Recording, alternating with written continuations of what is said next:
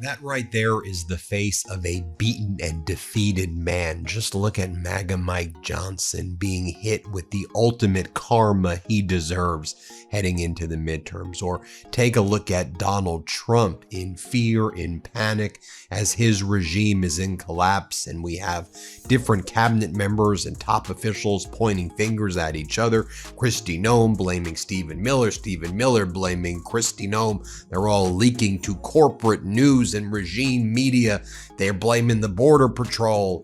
It is utter chaos. And when Donald Trump's been giving speeches over the past 24 to 48 hours, he's really being hit by that instant karma as he's getting kind of fact-checked to his face. He had that disastrous appearance in Iowa where there was someone there at this diner where he was trying to stage this affordability event. And as Danielle Dale says, in an unusual moment, Trump was fact-checked by a woman in the crowd at his Iowa speech yesterday who was on scene.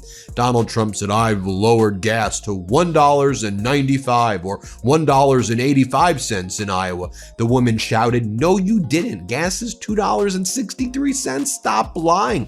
It was $2.69 at the station right outside the venue, and the state average is $2.57. Gas Buddy found just 4 stations out of 2,036 in the state were actually selling for under $2. He's just out there making things up, folks. And one of the things to mention as well is that, so he did the speech in Iowa earlier in the week. Then he did the speech where he did a speech with Nicki Minaj, the rapper, and then he handed her a gold card where she now gets to be a citizen. She was undocumented, but then she professed her love to Donald Trump and MAGA, and she was given a gold card, and the whole thing was really weird. And Donald Trump was like, "Nicki Minaj has these great long nails, and look at her. I want nails like that." But one of the things I want to focus on right now is that as the American people are struggling, as the American people are suffering, psychologically tortured, living paycheck to paycheck, if they're lucky enough to even have a paycheck right now, they can't afford homes, can't afford groceries, and inflation's rising. It's not dropping. Let's be very clear about that.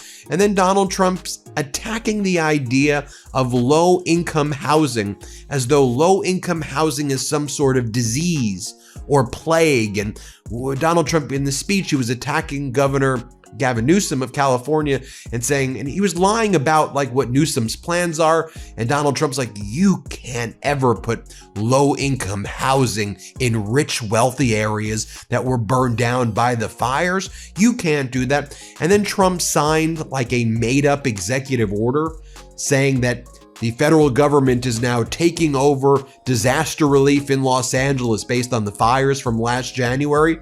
And it's just give the disaster relief money.